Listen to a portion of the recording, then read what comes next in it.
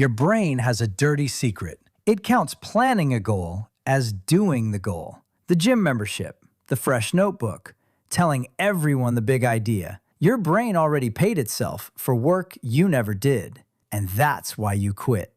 Today, we open the machine, and at the end, I'll hand you the cheat code.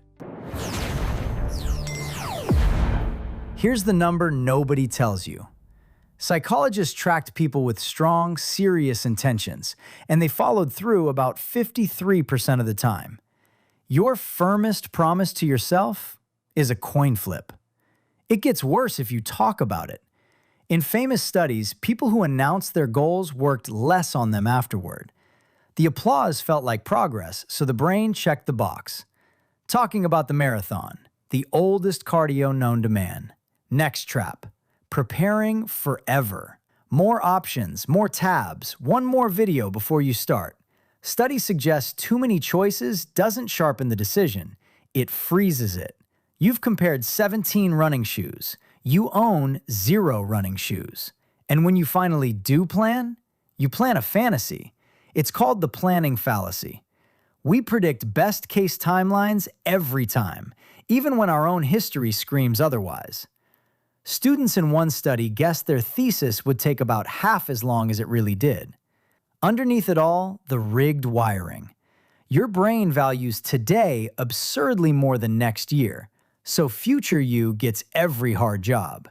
And future you keeps becoming you. I've met future you. He's furious. Then comes the killer blow. You miss one day, and the brain whispers, "Streak's broken, might as well quit." Scientists literally call it the what the hell effect. One skipped workout becomes a skipped year. So hear this part clearly.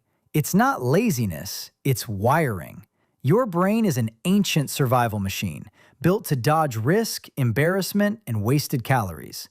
It's not sabotaging you, it's protecting you from imaginary tigers. But the same wiring has a back door.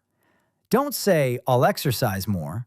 Say, "When I finish my coffee, then I walk 10 minutes. When, then. The decision happens before the argument starts. And this isn't a poster quote. 94 studies, 8,000 people.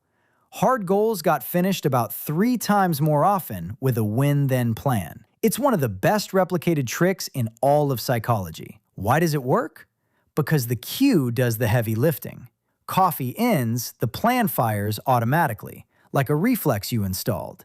Brain scans show it runs on attention, not willpower. You stop negotiating with yourself. There's nothing left to negotiate. Want to stack the deck further?